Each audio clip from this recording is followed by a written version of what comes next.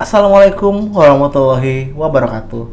Perkenalkan, nama saya Muhammad Fitrah Ramadan Umar, SPC MSI. Saya adalah seorang dosen di Fakultas Psikologi Universitas Bosowa dengan bidang keahlian psikologi sosial. Saya bergabung di Fakultas Psikologi Universitas Bosowa sejak tahun 2021.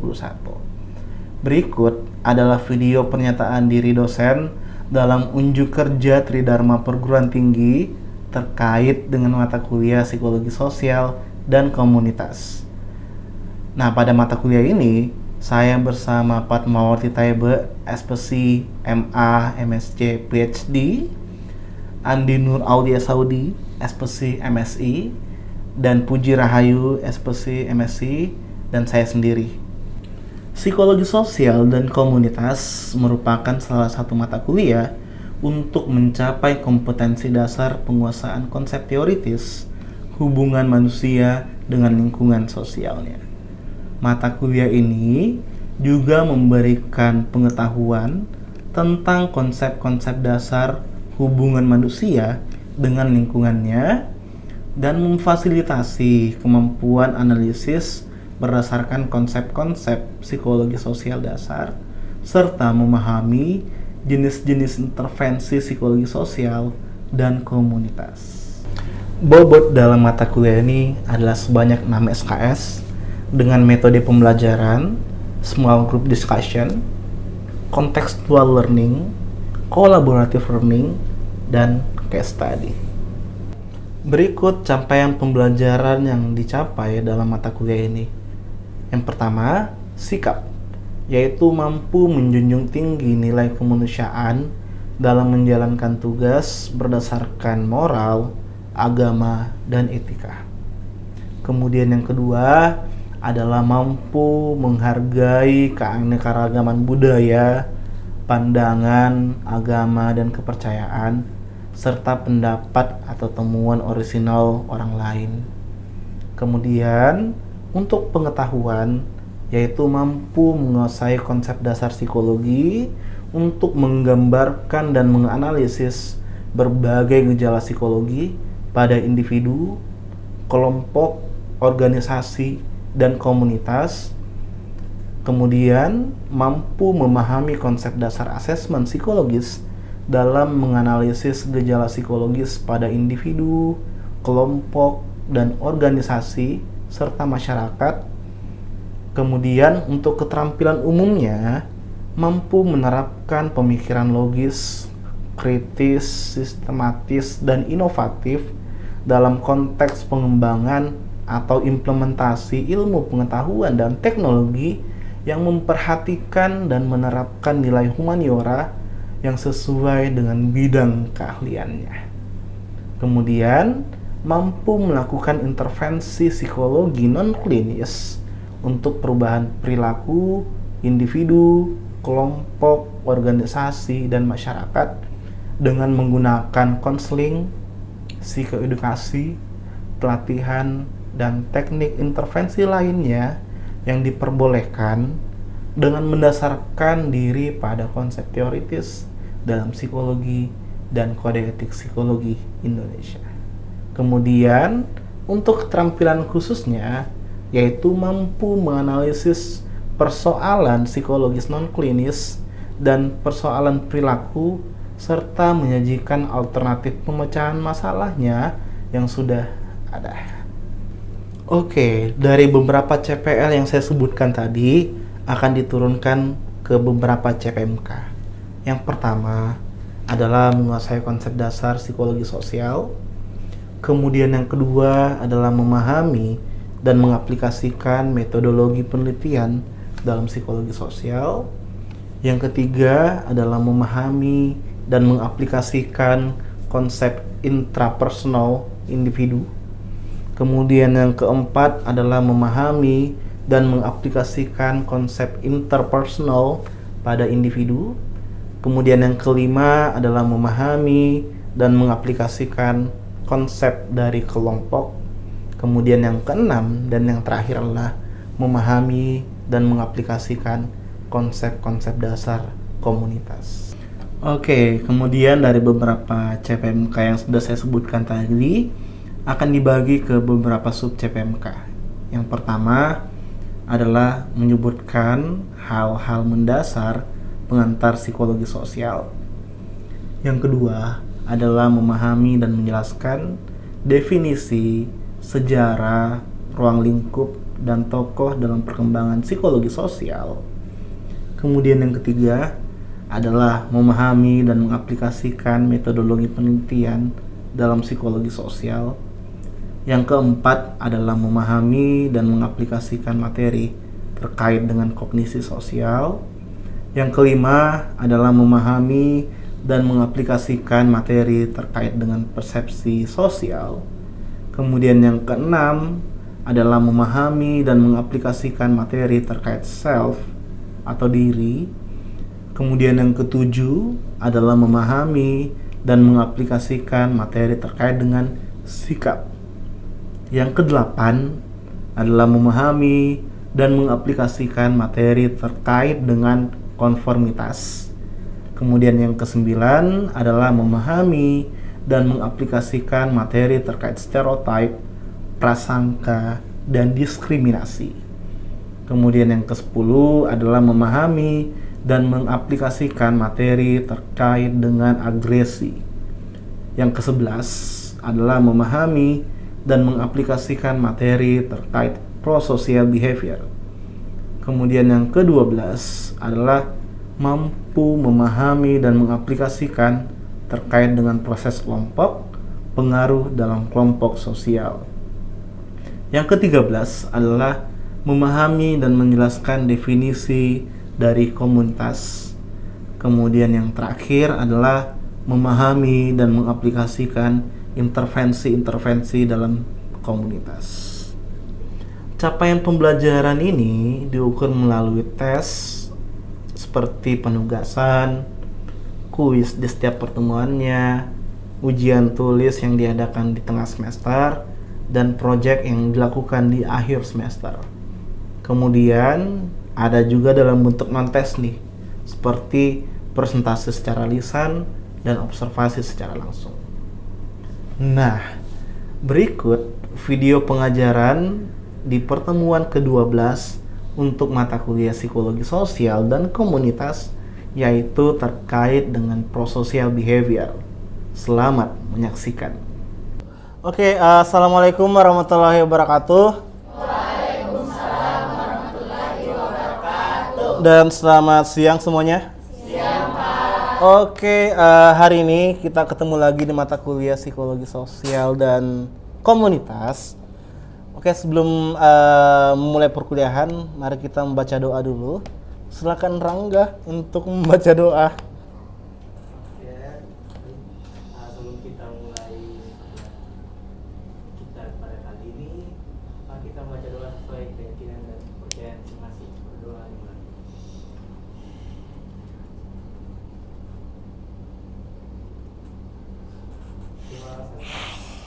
Amin. Oke, thank you ya Rangga ya. Nah, sebelum saya memulai perkuliahan, silakan teman-teman melakukan absensi terlebih dahulu. Ya.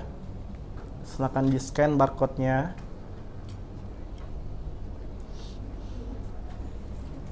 Sudah semuanya? Oke. Nah, hari ini kita lanjut materinya. Materi pada hari ini yaitu terkait dengan perilaku prososial atau prosocial behavior. Sebelum saya lanjut materi di hari ini, saya mau refresh dulu terkait materi yang lalu. Materi minggu lalu kita bahas terkait apa?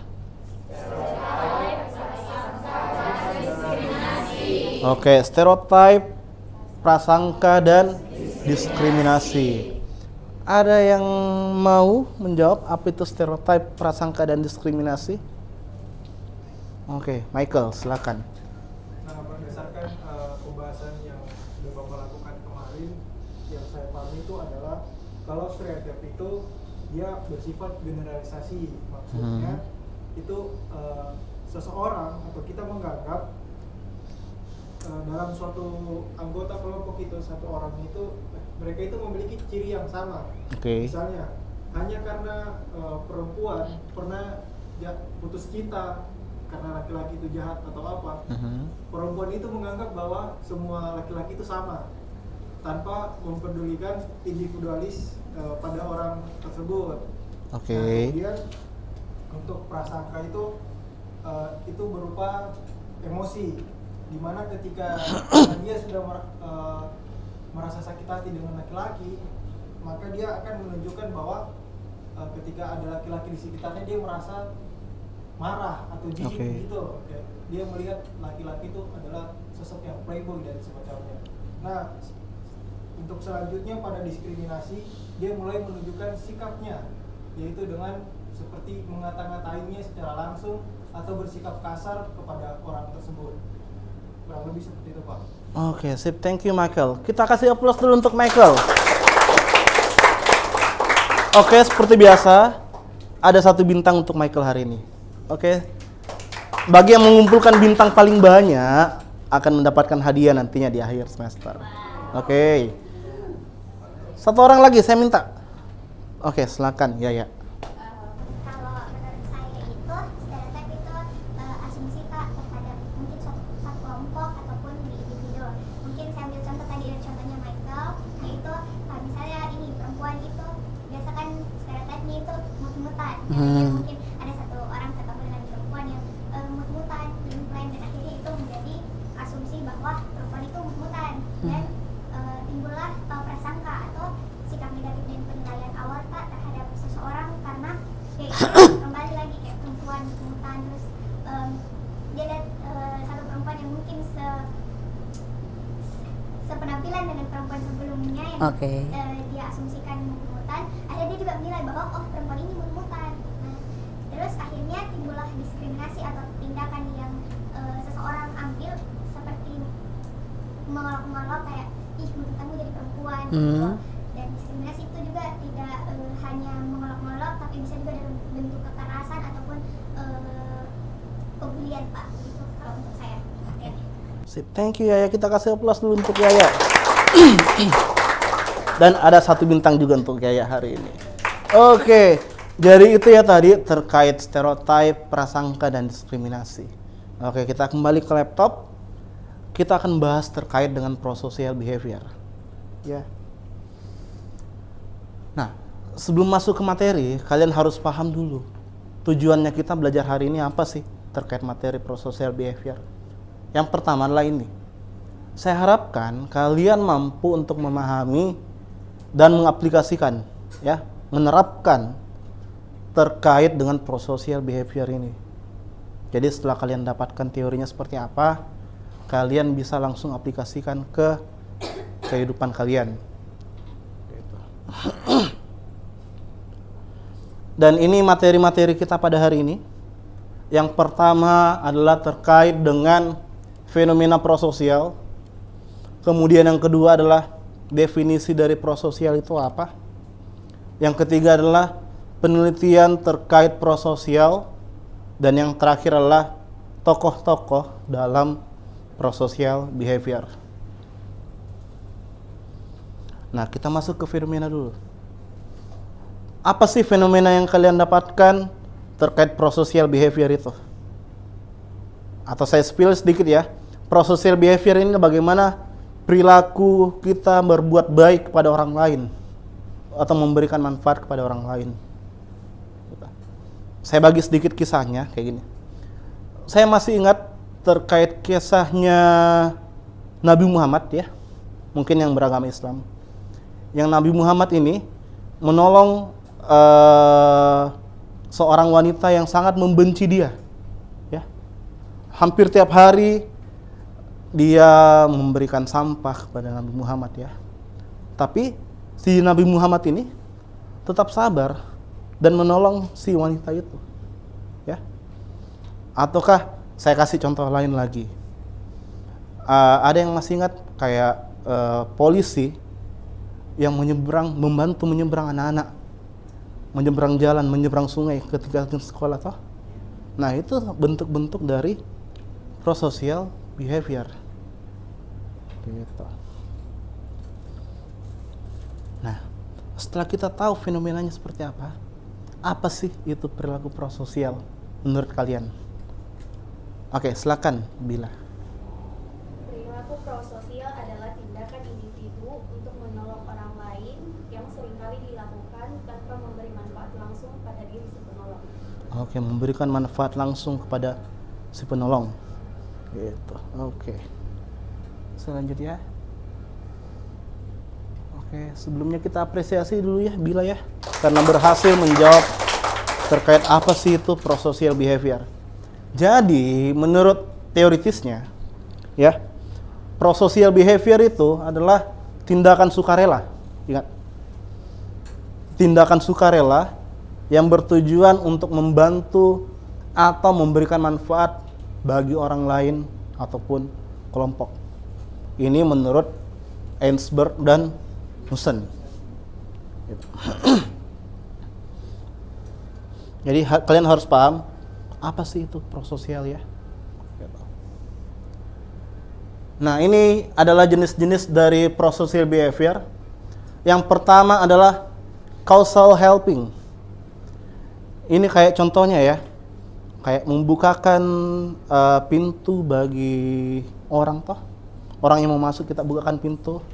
Yang sederhana gitu. Ataukah memberikan tempat duduk bagi perempuan hamil, apa segala macam itu masuk ke causal helping. Kemudian yang kedua adalah substantial helping. Substantial helping di sini maksudnya kayak ada kayak semacam effort gitu ya. Contohnya kita merawat keluarga kita yang sakit di rumah sakit, ya, itu contohnya substantial helping.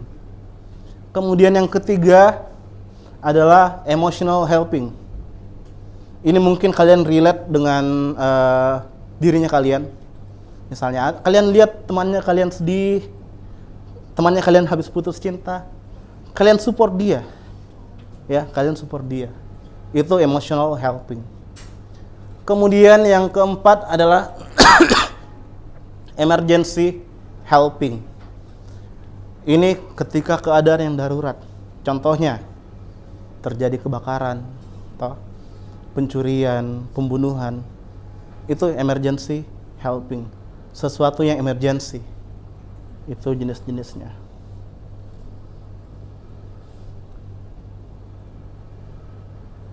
Nah, ini faktor-faktor prosocial behavior. Kenapa sih kita mau berbuat baik sama orang lain? Yang pertama adalah memang individunya. Individunya memang yang punya empati yang sangat tinggi kepada orang lain. Kedua, lingkungan. Bagaimana lingkungannya dia membuat dia mau berbuat baik ke orang lain. Contohnya, ketika di rumah misalnya dia suka bantu orang tuanya. Itu kan contohnya dari lingkungan dan pola asuh. Kemudian yang ketiga adalah situasinya. Di mana situasinya ini yang membuat dia mau menolong orang lain. Gitu.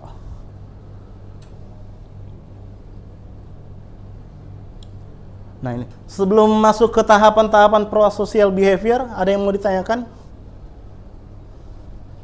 Oke, silakan, Sofyan. Prosocial behavior itu adalah nurture atau nature? Oke, apakah prosocial behavior itu masuk ke nature atau nurture? Oke, kalau menurut teori-teori yang pernah saya baca atau jurnal-jurnal yang saya baca, prosocial behavior itu dipelajari, ya, entah itu dari lingkungan, entah itu dari teman sebaya, entah itu dari orang tua. Jadi dia dipelajari. Misalnya saya kasih contoh. Misalnya ketika di rumah, ketika kau merasa sedih, ada orang tuamu yang kayak bantu kau supaya amankan kau supaya tidak sedih toh. Nah, ketika di sekolah, kau lihat temanmu ada yang bersedih, kau perlakukan dia sama seperti yang kau dapatkan ketika ada di rumah. Gitu. Jadi melalui proses observasi, proses belajar sosial. Gitu Sofyan. Oke? Sip. Oke. Kita lanjut ya. Ini adalah tahapan-tahapan dari prosocial behavior. Yang pertama adalah perhatian. Kalian lihat dulu situasinya seperti apa. Ya. Kemudian yang kedua, kalian interpretasi. Apakah situasinya ini membahayakan atau tidak? Ya. Yang ketiga adalah saya ambil tanggung jawab atau tidak ini ya. Saya mau menolong atau tidak ya. Kemudian saya punya pengetahuan tidak ya ketika ada saya mau tolong dia toh. Saya punya pengetahuan tidak ya. Kemudian yang terakhir adalah aksinya nih, memberikan pertolongan di situ. Ya. Kemudian nah, di prosocial behavior ada yang namanya bystander effect. Nah, bystander effect ini secara singkatnya ya, kita menurunkan niat kita untuk menolong orang lain karena kita tahu ada orang yang bakalan tolong ki. Ya. Ini salah satu eksperimen sosial gitu. Ataukah gini, dalam kondisi keramaian, dalam kondisi yang ramai, apakah kita mau menolong orang lain atau tidak? Itu intinya. Ya. Nah, ini penelitian-penelitian terkait prososial. Ada bystander effect. Kemudian yang kedua adalah budaya dan perilaku prososial. Ya. Bagaimana budaya-budaya di timur dan di barat itu terkait prososial. Tentunya berbeda ya. Di barat itu lebih ke individualis. Dan di timur, khususnya di Indonesia itu, prosocial behavior itu sangat tinggi sekali. Di mana saling menolong, gotong royong, dan segala macam. Itu menjadi nilai-nilai kita. Kemudian yang terakhir adalah sosial media. Kalian lihat itu di sosial media toh, banyak konten-konten yang berbuat baik kepada orang lain divideokan, atau open donasi misalnya. Itu salah satu dampak dari sosial media itu sendiri. Gitu. Nah, ini tokoh dalam prosocial behavior adalah Nancy Ainsworth, di mana beliau ini adalah salah satu profesor wanita pertama di bidang psikologi perkembangan di Arizona State University, di mana peminatan itu lebih ke emosi dan relasi yang berfokus kepada perilaku altruism sama empati. Gitu. Oke. Silakan naikkan kertas lembar. Kita akan kuis hari ini.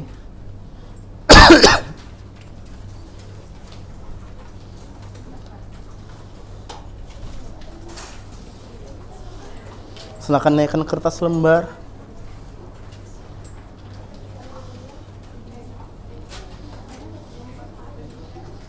Oke, soalnya adalah coba tuliskan satu kebaikan yang sudah kamu lakukan dalam 1 minggu ini.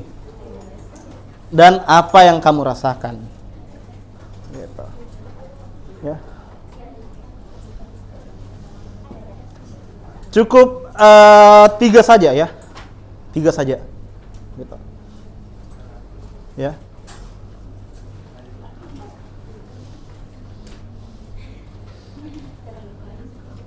Tuliskan 3 kebaikan yang sudah kamu lakukan dalam pekan ini dan apa yang kamu rasakan.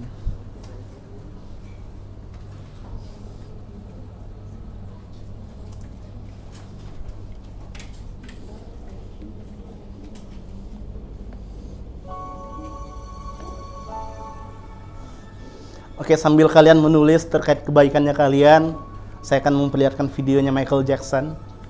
Di mana Michael Jackson ini menurut saya ya, dia punya prososial yang sangat tinggi. Di mana dia membantu orang lain tanpa memandang dia warna kulitnya apa, gitu ya. Oke, sambil kalian menulis ya.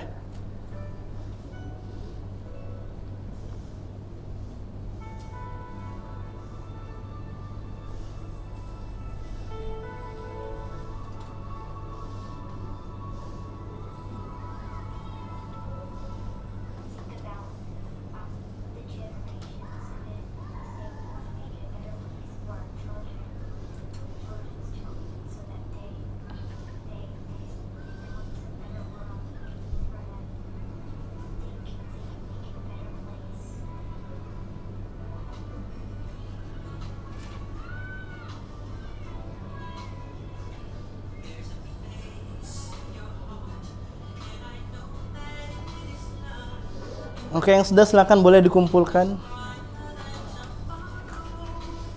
Oke, yang sudah silakan boleh dikumpulkan. Michael minta tolong kumpulkan punyanya teman-temannya.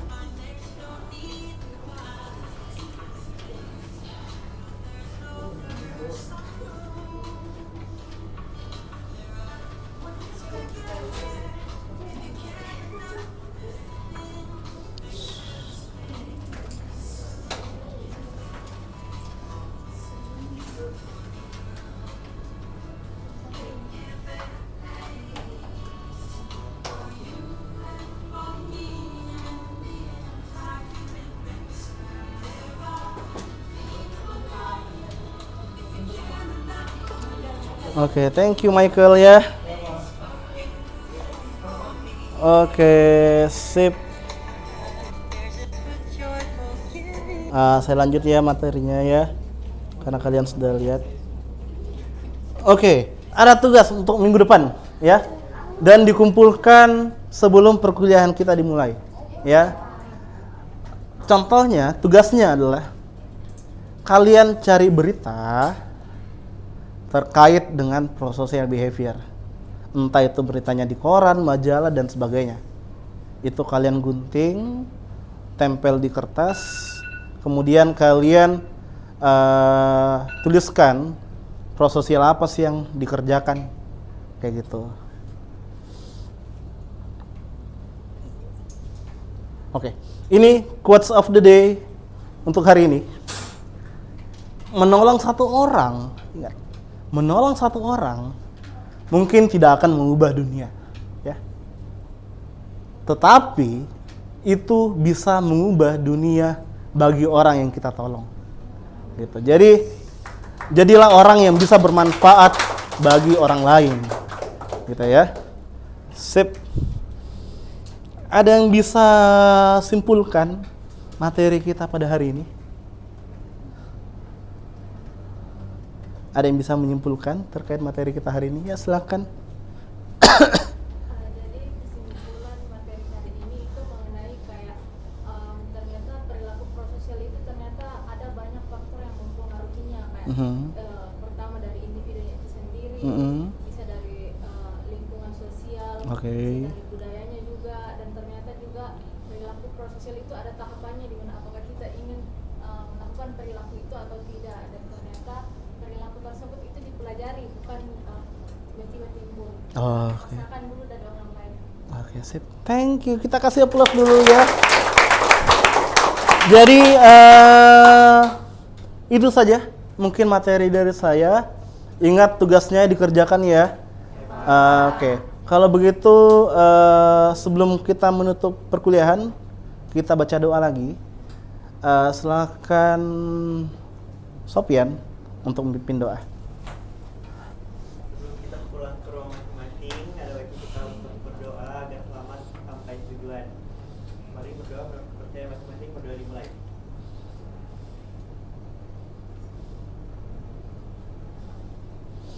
Amin. Oke, thank you. See you next week ya, teman-teman sekalian. Saya tutup. Wassalamualaikum warahmatullahi wabarakatuh. Thank you. Oke, demikianlah pernyataan diri dosen dalam unjuk kerja Tridharma Perguruan Tinggi terkait mata kuliah Psikologi Sosial dan Komunitas yang saya ampu di Fakultas Psikologi Universitas Bosua. Terima kasih. Wassalamualaikum warahmatullahi wabarakatuh.